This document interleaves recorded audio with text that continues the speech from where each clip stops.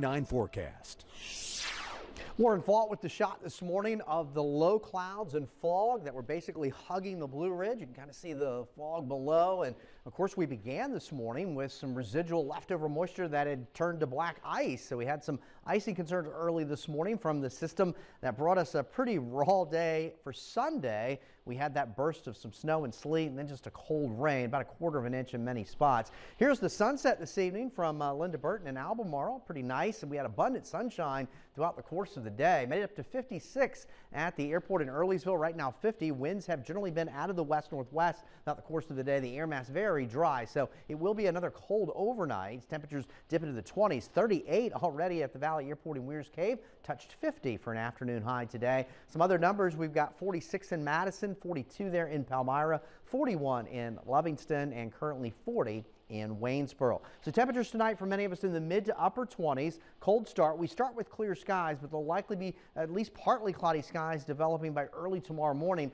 Then the clouds just thicken up. So we had abundant sunshine today. We don't have abundant sunshine tomorrow. We have more clouds. So mid 40s in the valley, upper 40s to near 50 here across central Virginia. And that'll be the same case here on Wednesday. We actually may shed the clouds overnight, but then the clouds will thicken right back up on Wednesday. And while we're dry through the midweek, our next best chance of rain will arrive, especially as we get into Thursday evening, Thursday night, and very early on Friday. We'll get a little bump in the temperatures ahead of the next cold front. Right now, general rainfall amounts, this is the American GFS model, anywhere from ½ an inch to just over an inch, and the European model much the same, and most of that will fall Thursday night. But things are quiet now. High pressure is building in from the west, and it'll be pretty transient as it works off to the east here. And while skies are clear now, some of these clouds back through portions of the Mississippi River Valley will kind of overspread our region tomorrow. Of course, the big weather story the last several days, if not week, has been what's happened out west. California getting plastered with rain. The Sierras continue to get feet of snow,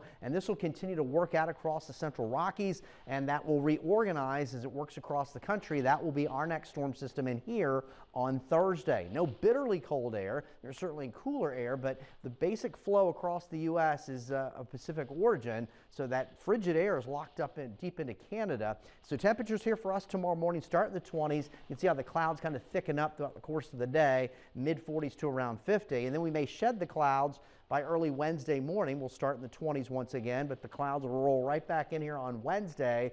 Temperatures in the mid 40s to around 50. Then we watch, especially Thursday evening, Thursday night, with the next best chance of rain. There we are Thursday night, and then kind of tapers off early Friday morning. Then we'll start to see some clearing. It'll turn colder on the backside of this system. Snow showers will be ongoing well to our west. Temperatures tonight then in the 20s. Skies become partly cloudy toward morning. There's a look at the Michael and Son 7-day forecast. More clouds here the next couple of days, but we kind of hold off on the rain until we get to Thursday evening, Thursday night, and that's really the storm system to watch for this week. And temperatures still averaging either right at or just above average for January. All right. Thank you so much, Eric. We will be right back.